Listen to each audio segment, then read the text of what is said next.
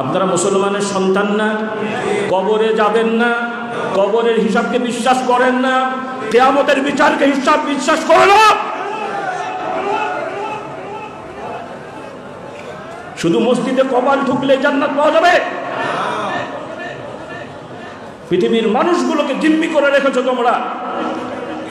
আইনের দোহাই দিয়ে, বিচারের দোহাই দিয়ে মানুষের প্রতি অবিচার, শান্তি প্রতিষ্ঠার দোহাই দিয়ে মানুষের প্রতি অশান্তি প্রতিষ্ঠা করা।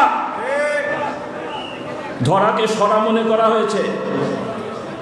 আল্লাহর বিচার ছিল, আছে, থাকবে। আল্লাহর বিচার ছিল, আছে, থাকবে। আমাদের সাথে কারো দ্বন্দ্ব নেই, ঝগড়াও নেই। আমরা আহ্বান করছি, কিন্তু একটু বড় গলায় কথা বলতে বাধ্য হচ্ছি। আমাদের এই অধিকার আছে। আল্লাহ আমাদেরকে এই অধিকার বাস্তবায়নের তৌফিক দান করুন।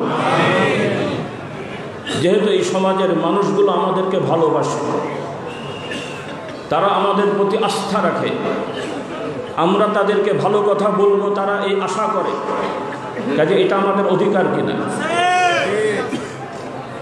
আপনারা ভাড়া করা মানুষ নিয়ে মিছিল করে যদি আশা করেন, অধিকার চান যে আমাদের ভোটার অনেক, আমাদের অধিকার আছে কথা বলার, আমরা হয়তো ইলেকশন করে ভোট চাইনি, কিন্তু এই মানুষগুলোর আস্থার কি মূল্যায়ন নাই? কাজে আমাদের আহ্বান শোনা আপনাদের জন্য নৈতিক দায়িত্ব। মনে করছেন হুজুররা বলল শুনলাম না, আচ্ছা না শোনেন, আমরা কিছু করব না, আমার আল্লাহ করবে। আমাদের কোনো শক্তি নেই, আমার আল্লাহর শক্তি আছে।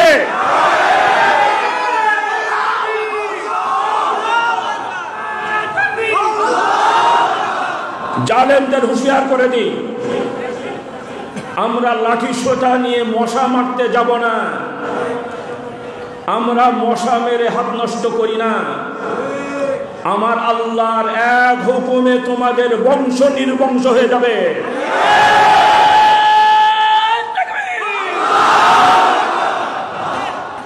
তোমাদের পায়ের মাটি সরে যাবে। অপেক্ষা করো জালেমেরা, যেই হও না কেন তোমরা।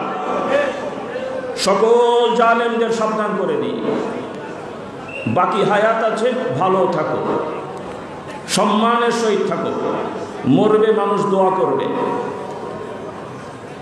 তোমার প্রতি আক্রমণ আসলে মানুষ তোমাকে শেল্টার দেবে। আর যদি তা না হয়, যা হওয়ার তাই হয়।